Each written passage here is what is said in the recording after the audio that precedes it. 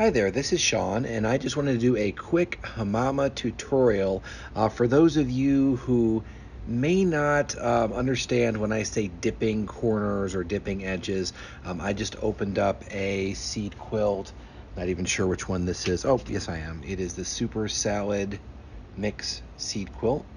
And what we have here is a very quick tutorial. This is a dry, you can hear the rattling seeds inside. Hear the completely dry top, the crackles. Notice this edge right here though. This is the part that I really want you to see. You'll notice how the edge is curved down. That's right out of the envelope. You'll notice how this side is fine, but in the corner it's dipping down. So if you were to fill or keep it looks like this edge actually has the same exact problem. You notice how it's dipping down here, dipping down well more than halfway down the coconut coir, right? So the problem here is that if you keep the water, if you're one of those people who likes to keep adding water and you fill it up further than the middle of the coconut coir or below, what happens is that this top ends up wicking water directly from the basin. Bad thing.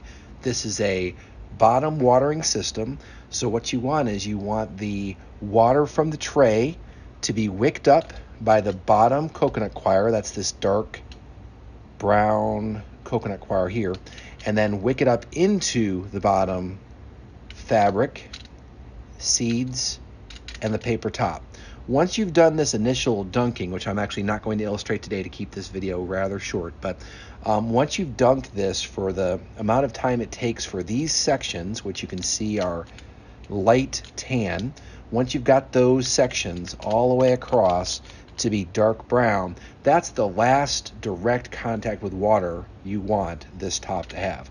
The rest of it should be wicked directly from the coconut coir bottom and not directly from. So if you see a corner or an edge like this, please pinch it back up so it is not down. Pinch it back up, super easy. Just kind of fix the edges, fix the corners. Try to do this before you dunk because it's a little bit challenging. If you've got an edge that's kind of dipping down, just pinch it up. Just, pinch it away, no big deal. Not going to hurt it. But pinching your edges and corners up so that they don't dip down is one of the ways that we reduce overwatering in the system. Another way, of course, is just to make sure that aside from the first day one dunk, that you never ever fill the water above the middle of the coconut coir. Do not reuse this fill line except for the first day that you do your dunking. So hopefully that's useful information for you. Again, if you see these guys dipping down, that's bad. You do not want the top wicking water directly. You want the bottom to wick water to the top. That slows the water and it helps you from overwatering your system. In order to avoid underwatering, just make sure when you're doing your soak that these sections go from a light tan to a dark brown evenly across, and then let go and then walk away. You can check your water levels once a day if you live in a place that is desert, kind of super dry, 30, 20, 10% relative humidity. You may notice an increase in the evaporation and the water just gets sucked right up into the air, and that's fine. You can certainly add water, but when you're adding water back in the system, please add it from the sides. Try not to touch the top directly with water. And when you're adding that water, no higher than halfway up the coconut coir. You definitely don't want water getting directly into the top. Hopefully that helps. We do see a lot of issues in the Hamama Friends group where people are complaining about issues where the seeds are not germinating, and this is typically, I'd say probably 80% of the time, it's because somebody has overwatered.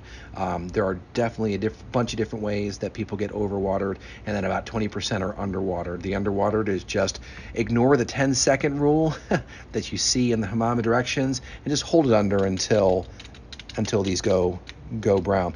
Now, I would see that a lot of people, or not a lot, but a few people like to soak their mats or their quilts upside down, I do not recommend this. You'll notice how the top and the bottom are actually, oh, no, that was, I shook it.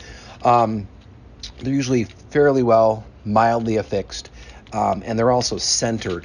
The top part of the quilt is centered on the bottom part of the quilt, and if you flip it upside down, you're definitely going to loosen that adhesive, which is going to happen anyway when you're getting the water in there. But then you're going to have to flip it back over right side up, and when you flip that, there's a chance you might not align the top to the bottom properly. So I just like to keep it just the way it is, hold it underwater until and again, I know I've said this 3 times in the video, wait until the seed sections go from light tan to dark brown, and then let go.